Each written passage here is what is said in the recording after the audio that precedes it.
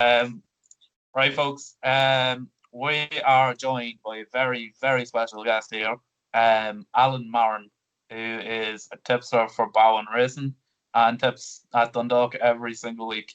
Alan, welcome on to our show. Thanks very much, Ryan. No bother. So we shall kick on straight away into race one. I think we're all very keen on Macban City here. 14-1, so it's a nice price for the viewers straight away. What's your thoughts, lads? Yeah, I like him as well. He was unlucky last time out, behind the Aidan McGuinness horse. Now he gone up £5 for that, although he beat Maccaban City 6 lengths. But I think Maccaban City is kind of starting to find a bit of form again. Normally slowly away, which is never too bad over this trip. I think 14-1, good value in it. Maybe Starlight Red as well might have a squeak there for Siobhan Rutledge. That horse is it's been in good form. I was really unlucky under Colin Keane the last time, but I think Siobhan Rutledge, the way she rides is her hands could suit a horse like this. Switch him off and get him into a nice rhythm, and then come with one late burst. But now if I was putting one up, it would definitely be Maccaban City. Yeah, Alan, what's your thoughts? Yeah, similar enough to Dean. Maccaban City gets £5 for 6 lengths with Empire Street. Better draw this time around. I think the thing as well, he kind of needs to be settled off at pace, brought out wide down the straight, and as we've seen, he won like that, coming out wide, and he won off a mark of 45. So he's only £4 higher. Should be in with a very strong chance here this time around. Yeah, he's trying to stall in. He's the blinkers on tonight or tomorrow as well. Then you mentioned Starlight Red there, drawing stall 2. She is stepping up to 1 mile 2. She's normally racing at 1 mile or 7 furlongs. And like you said, Siobhan Rutledge is claiming £7 as well, so that could be a big advantage there. Moving on to race 2, I personally am fancying a pug. John McConnell trains. Simon Torrance is right now, which is quite interesting. Obviously, a jumps jockey with Charles Burns. Now out of a job really for 6 months. He ran second here twice on his last 2 starts.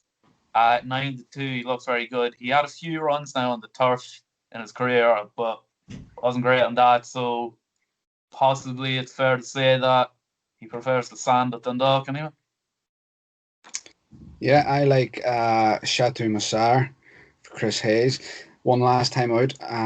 It's actually had the frame, or he's won 2 of his last 3 and had the frame the other occasion where he was slightly unlucky. I think the important thing for this horse is he won still with plenty in hand, I think, but the thing that's going to be really important for him is staying in the 0 to 65 bracket. Once you step outside of that, you really are up against it. But he's a horse that I think can dominate over this trip and in that ratings bracket of 0 to 65. He's rated 63. So a 1 here would probably take him outside of that, but that would be 3 out of 4. Ballycanes and Storm Elsa, if she gets in, she ran and won there on Wednesday. I tapped her up on this or one round. She might have another chance, but I would be going with Chris Hayes. Yeah, and you mentioned Ballycanes there. Came second ahead of Starlight Red. So Starlight Red does win that first race. That'll be a nice boost to the form there. Going to be a front runner here for Brandon Murphy. 10-1's not bad each way shot. Yeah. Yeah, just for me, Ryan, as well, just looking at it. Keep a very close eye on Murrahan, Gavin Cornwell. Just this horse kind of following it a wee while now, ridden by Kiana Van Buren a couple of times. Looks to me as if we're trying to get a handicap mark after coming from Jamie Osborne's. Starting to really hit a bit of form now. Second behind John McConnell's could be good. Fluffed the start last time when it dwelt. A solid each way chance here. Yeah, I actually been keeping an eye on that horse as well, Alan. And funny enough, there were a couple of different apprentices on it, and then the last couple of times there's been so-called one of the professional or senior riders on it, and it has been seriously unlucky. I think you could be spot on there. They were definitely looking for a nice handicap mark with that. Yep. Moving on to the 5 o'clock race. It's a 1 mile trip. For me, I was a bit surprised with the prices, but Angel Palanas at 20-1. Leon Breen's training at Outstall 7. 7-year-old Luke McTeer's on board claiming £5. I thought this was a very smart purchase by Leon. I think the Abu Dhabi Racing Club now own it. I thought he ran well last time, finishing 6th. He finished behind a few there. Merchant of Venice, I think, was ahead of him. But Merchant of Venice is obviously up in the weights in this. And Luke McTeer claiming 5. I think 20-1 is massive here. Yeah. I like in that Turbo Command for Mac Halford. I've been following this horse since it was on for first run for Johnny Feen. I mean, I had a horse with Johnny at the time, and I mind seeing him. It's been a very frustrating type of horse, but he's constantly now dropping down the weights, and he's off a mark of 75. Will they be good enough to be competitive off that today or tomorrow? Hopefully. But he's in there at 8-1, and now Mick Halford, as everybody knows, loves Dundalk, always does well. So I would give him an each way shout there at 8-1. But it would definitely be a horse to keep on the tracker, because if he keeps coming down the weights, he could go on to 1, 2 or 3 in a row. Yeah, just looking into that as well. The one for me, Harriet's Force, just top weight. I think, like, top weight for a reason. Some really solid form around Dundalk. Second behind Bucky Larson. Then ran what I thought probably out of its depth in the Cooley Stakes. Finished down the field behind very impressive winner in Umel now, trained by William Haggis. Should come on a lot for now. The thing for me is Garrow Brothers claiming 7. Top weight in this race, drops down in grade. Like, I think if she's ever going to get close in a race, it's going to be tomorrow night. And I'd say, again, solid each way chance. She always runs a race. Should go very close there too. Yeah, another one I was actually looking at is Macaulay one, Behind the Wall. He's 3 in this, but Behind the Wall for me stood out. Colin Keane's going to be riding it. He finished 4 last time out behind Mo Salah. That was a very nice race, and at 11-1, he could be a decent each way shot now in the race too. Yeah, that Mo Salah race, that was over a mile 4, wasn't it? So he'd be dropping back down 4 furlongs. Yeah. Although I thought that day he ran an absolute blinder, as you say, but that was over the extended extra 4 furlongs. There's a wee bit of money behind the wall. So we'll move on to the 4th race then. It's the 5:30. There's 2 actually here I like. Irish Ambassador, trained by Sarah Lynham. Chris Hayes is going to ride it. 6-1 at the minute. It was 3rd behind, could be good in Merton, as you mentioned, Alan. I think it has a great chance tonight. And the other one I'm actually fancying is Masley. I tipped it up last time. Stall 12, Billy Lee is going to ride it. Edward Lynham trains this one. Came second behind Red Heel last time and was drawn in 15 that day. So I think it has a good chance there at 9-2 as well. Yeah, I'm all over that as well. Irish Ambassador. I'd be entitled to give him one more shout for the reason that Sarah Lynham is an absolute fantastic form. I think she's in 63% won rate at the minute. Chris Hayes is going off 25% won rate. So the two of them combined, 6-1. It is good value. Hasn't been beaten all that far in its last 3 starts. I think the 3 starts ago it was beaten just under 2 lengths. Then it was just about 2.5, and then last time out was beat half a length. So it's been bang there, and the form that Sarah Lynham's in, you have to give him a squeak. Definitely. Well, the thing for me, lads, is I'm not going to like this. My nap runs in this race.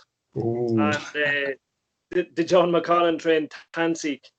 I watched this the last day, and I was so unlucky. Like 150 yards from the lane, say switching left, just got put off its momentum coming towards like the lane. Stays on the same handicap mark. Shane Foley stays on board. I think it's a matter of just maybe he'll just have to drop it on the lane this time around, and I think he'll get everything right. He'll just drop it. The pace will be nice. He'll sit in off the pace, and he'll just get there in time. Yeah, no, I would agree with you there. Now he has to have a chance coming back to some sort of form there. He was unlucky the last day as well, as you say. Yeah.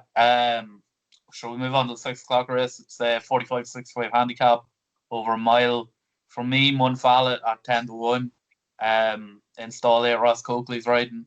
I think it has a great each way chance. Came 6th last time out on Caesar's Comet and Sunset Nova dead heated. That was over 7 furlongs. So stepping up to a mile here today, which it has won over course and distance. I reckon it has a good chance here today. Yeah, I like Sideshow Bob in this. Hasn't won yet, but he likes to come from off the pace, and I think there's going to be plenty of pace about this race. So I think he could get under it, sneak under it, let them get on with it. He's a nice draw. I think he's drawn stall forward and then around that. He can just pop out, sit handy, let them get on with it, and pick them off if we want to run down the outside. Hopefully. I think he's about 6-1 there. Yeah, Ryan, I'm with you. And Munfallet, I think it's the thing about Munfallet, I think he's probably a bit one-dimensional around Dundalk at the minute. He only pop him out, try and make all the running. He's £2 higher than his last winning mark. I just think, again, he just might get it all his own way this time. He might just be able to set the own fractions up front. Same thing, kind of Annalise Cullen rode him a couple of times, and we're kind of watching that. Ross Coakley back aboard now. I'd say he'll go very close. Yeah, I would agree with you. I think he will have a good chance. And Alan, I think we're on the same horse in the 6:30 as well, Star Harbour. Aidan McGuinness is trailing it, Gavin Ryan's riding. Stall 7. You're on it as well, do you know? Yeah. all in. All in on this one. Another one. Phoenix Thoroughbreds obviously train it. Finished 5th on its debut behind the Highway Rat and Sisney, who also ran 3rd there on Wednesday. I'd be expecting a very, very good showing here from this. Yeah. Was a couple of lengths behind the Joseph O'Brien favourite, or well, no, I think now second favourite. I was just looking there. That reopposes again, but this lad made a lot of trouble in running close home, and I think they've done the right thing. They were expecting a good run, but I mind listening to Stephen Thorne. He was getting interviewed on Racing TV, and he says that they like him, but he's definitely one that will come on for the run no matter what happens, whether he went close or whether it was nowhere. So yeah, I definitely think given a clear run this time, he's in there now to 2-1. Should take all the beating. Yeah, I like what sentiments, lads. I think he's probably the one. If he improves anything, he'll go close. I think visualization. It's a bit like a lot of Josephs now. They're running up here a lot, and they're kind of showing bits and pieces. This fella probably has a wee bit more improvement to come. I'd say he'll improve past him. Dean, you're very strong in Sisney the other night. You put up a good word for it. He ran well, and Star Harbour was behind him, so that form stacks up. I think the money's talking, and I think it'll be very hard to beat. Yeah, same as that. I think he's the one that is the banker of the evening. Yeah, it seems to be anyway for us. We'll move on to the second last race then. It's maiden over 7 furlongs. I'm liking a big chance here, which is running in the same silks as Sisney. John McConnell's trained Ray Bell. Siobhan Rutledge is on it. £7 glamour, obviously. I think it's a great each way shout. She is actually a half sister to Dan Rapide, who it's fair to say absolutely loves Dundalk here. So look, taking a wee punt on this one, purely based off that. Yeah, Lovely Esteem is again the Joseph one on here. Was very good on debut, ran 4th. Willow was in 3rd that day, came out and won a +10 maiden at Dakar, I think, or Leopardstown after that. The winner and the second in that race have come out and done nothing since. The winner was 5th on Group 3. Now, the thing that stands out there is it hasn't ran in 180 odd days. So obviously that has made some sort of problem. But now they think they have her back. But I think that Bella Coaster, the second favourite, at 6-1, you could take a good punt each way in this, and hope that the favourite's good ones. You get your money back. Whereas if you're thinking, right, this favourite hasn't ran in a while. Bella Costa ran not so bad the other day. It has race fitness on its side. You're taking. I would take a punt on that each way at 6-1. Yeah, I'm kind of looking similar enough, taking on the favourite. Looking just at the Michael Halford train, Chow now. Just similar enough kind of profile. Look, 6-14 first time out. Should improve. I kind of keep an eye on the market, but I wouldn't be going too strong. The favourite, if she's right, she'll win. Yeah, that's a fairly fair assessment, lads. I suppose we'll quickly move on to the last race anyway. It's a 6 furlong handicap. For me, I am fancying Irish Acclaim. Richard O'Brien's training it. Scott McCullough's claiming 5 of them. The Kingdom Racing Syndicate own it.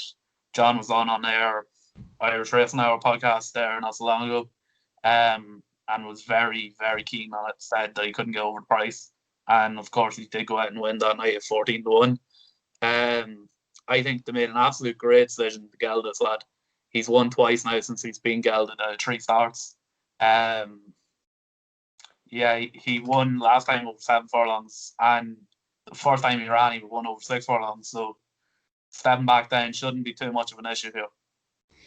Yeah, I would agree with you, Ryan. He has to have a massive chance, and it was a great purchase from Kingdoms Racing. And as you say, gelding him was probably the best thing that they've done. The one time that he didn't hit the frame, you could nearly draw a line through it, as John says. Things just didn't work out from where they were at, and Scott McCullough done the right thing and looked after the horse, took him home safe and sound. I like an old boy here, Alfredo Arcano. Showed a wee bit of a return to form last time out when running third. Now he is £9 lower than his last winning mark, which, if he is back to his old self or in some sort of form, he's definitely off a winnable mark. Billy Lee takes the ride and he's drawn nicely, so he has the opportunity to go forward if he wants, but I think they'll kind of sit handy, and off the home bend, Billy has the chance, right, left or right, up the outside or down the inside. He's in there 11-2. I think he was about 7-1, so there's a nibble for him in the market, but I would take him. Well, it's not too often a hilltop racing horse appears in any of my previews. Nothing against him, but Ryan knows rightly when one does, they normally win. So skeptical, unfortunately, ill-fated now, appeared once or twice. I think Breakfast Club here, serious chance. He had Laughing Minute in behind him on his second last run. Laughing Minute went on to finish second in a listed race.